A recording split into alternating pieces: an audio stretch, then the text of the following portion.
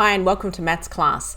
So here's the last worked example that I said I was going to go through with you on integrating circular functions. So what we have there is a sketch of a trigonometric function f of x equals sine of 2x, and we're asked to find the exact value of the shaded region.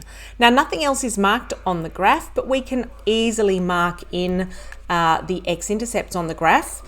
We don't need to really know the height of this graph, although of course that's easy to do because I can see that my amplitude is 1. But I don't need that. All I need to know are the ends of the interval. I know that it's going to start at x equals 0.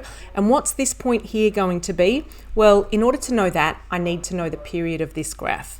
So I know that the period is going to be 2 pi on n, and n in this case is 2. So it's going to be 2 pi on 2, which is going to be pi. So that means I've got pi here, and that means that that is half of pi on 2. So what I need to calculate then, this does not cross the x-intercept. All the shaded region is above the x-axis, so I don't need to worry about separating this into two parts. I just need to find the definite integral from 0 to pi on 2 of the function given, which is sine 2x. Okay, now, the antiderivative of sine, if you remember, is negative of cosine, and I need to also divide by the coefficient of x, which is 2. So it's going to be negative a half times cosine of 2x. And still going from 0 to pi on 2. And now I just need to substitute in these values and do my subtraction.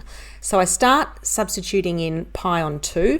So I get negative a half cosine of 2 times pi on 2 minus negative a half of cosine of 0, because 2 times 0 is 0.